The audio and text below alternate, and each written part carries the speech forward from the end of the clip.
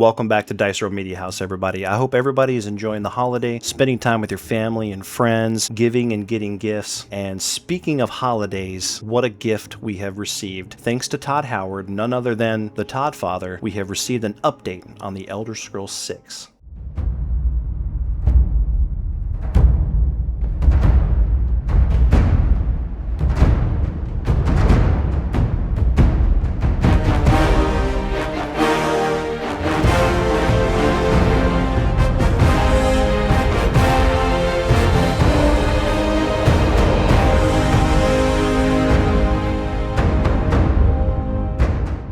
Now, if you're a part of the Bethesda fan club, you know that updates are very rare. The current rumor is that Bethesda Game Studios is finally caving and is going to begin incorporating aspects of Unreal Engine 5 into the Creation Engine 2. Now, the Creation Engine is the engine that they created Starfield with. It's also the engine that requires Bethesda to use load screens every time you want to go in or out of a new exterior cell. A lot of fans criticize Bethesda for not jumping into the future and ditching their old engine, which they've used since 2001 with Morrowind. That is a long time, and so a lot of people think that it's time to go. Unreal Engine 5 is far from perfect, trust me. It suffers a lot of stuttering issues, especially in outdoor environments. In almost every game that uses Unreal Engine 5, this is a problem. Now, apparently they're doing this to create a more fluid gamer experience for the player in the Elder Scrolls 6, which is huge. As of the recording of this video, it has been 7 years since Todd Howard announced The Elder Scrolls 6 at E3 in 2018, following the announcement and reveal of both Starfield and Fallout 76. Now, at the time, people were pretty excited about Starfield. I mean, what's not to like? A Bethesda RPG set in space? I mean, Skyrim was one of the most amazing games ever made, right? I mean, it's pretty much going to be Skyrim in space, right? Right? Unfortunately, that's not what it was, and fans were quite upset. Now, Bethesda never marketed Starfield as being Skyrim in space. That's just what a lot of people thought it was going to be, and when Starfield came out, a lot of fans thought that it lacked the more fine-tuned detail that a Bethesda RPG is really known for, especially with exploration. Things like caves having absolutely nothing in them. When you come from Morrowind or Oblivion or Fallout or Skyrim, and every single place that you go is handcrafted and uniquely detailed, and you go into Starfield, and all of a sudden everything is randomly generated. There's 1,000 planets, and each square cell that you go into has maybe 1 or 2 points of interest with literally nothing there, and a lot of people were very upset about that, understandably. The overwhelming consensus was that Bethesda dropped the ball. Fallout 76 also didn't have a good launch. A lot of people really hated on the game, but they've been able to maintain a pretty loyal fan base since they've cleaned it up and maintained the game pretty well. But that was 2018. We are 3 days away from 2026.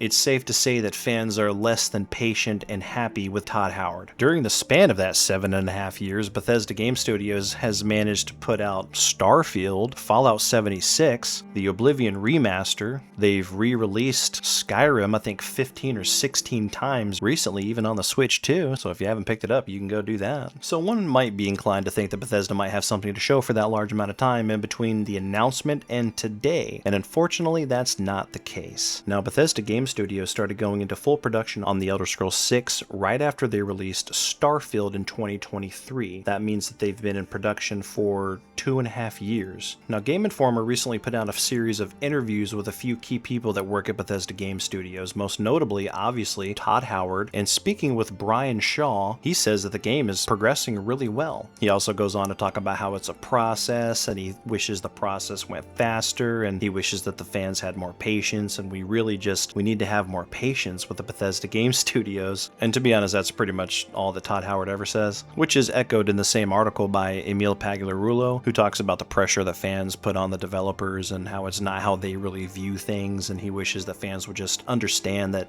game development's hard and it takes a lot of time, and how they want to make the game just right so that when you get it, it's a complete full experience, which is truly rich coming from, no offense, Bethesda Game Studios, who is notorious for releasing games that are full of bugs, that are not finished upon release, that take 7 or 8 years to be done, and once we get them, modders have to fix half of the problems in the game, and that's just a reality that we have to face. That's really just what happens. Now, this is obviously just compounded by Bethesda's slow pace and the notorious amount of time that they take to make video games, as well as their extremely tight-lipped attitude platitudes, going sometimes years between even mentioning what they're working on. And listen, I'm not here to bash Bethesda. I'm not a Bethesda basher, and that's not what this channel is going to be about. I am maybe the biggest, if not the biggest fan of Bethesda Game Studios. I love the worlds that Todd Howard creates. I love their games. I just think that they take a long time to do what they do, and I don't think that you can stand on that podium if you do make video games that are not finished, especially if you took 8 years to do it, and then say, oh, well, we just want to take our time. Well, Emil, maybe you should run it through QC maybe one time before you release it. I think that Todd Howard is a phenomenal game director. I think Morrowind is an amazing game. Oblivion is an amazing game. Skyrim, Fallout 4. I loved Starfield, and yes, that includes Starfield. I am a Starfield enjoyer, even though I know a lot of people really don't like that game. Bethesda is like, they're like a senile granddad,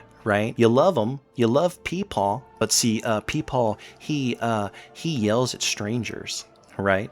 And he hurts cats, and that's not okay. So it's like, oh, Peepaw, we love you. But that's too bad about some of the things that you do, right? I mean, we're not going to go to Petco with Peepaw, but he's still Peepaw. I just think that if you're going to announce a video game, don't have 10 years in between when you announced it and when we get to play it. I think that's a little excessive. I mean, heck, Phil Spencer himself in the FTC trials for acquisition of Microsoft said that The Elder Scrolls 6 is at least 5+ years away. Now, that was almost 3 years ago. So by his own words, The Elder Scrolls 6 isn't going to come out until 2028. Now, I don't know if you're doing the math, but that means it's going to be 10 years since 2018's announcement of The Elder Scrolls 6 and the potential release. I think that's ridiculous, and I think most fans and critics would agree. We have been waiting and waiting and waiting for more information about the next iteration of this game we all love. And all Todd Howard can say is, you just need to keep waiting. Whew.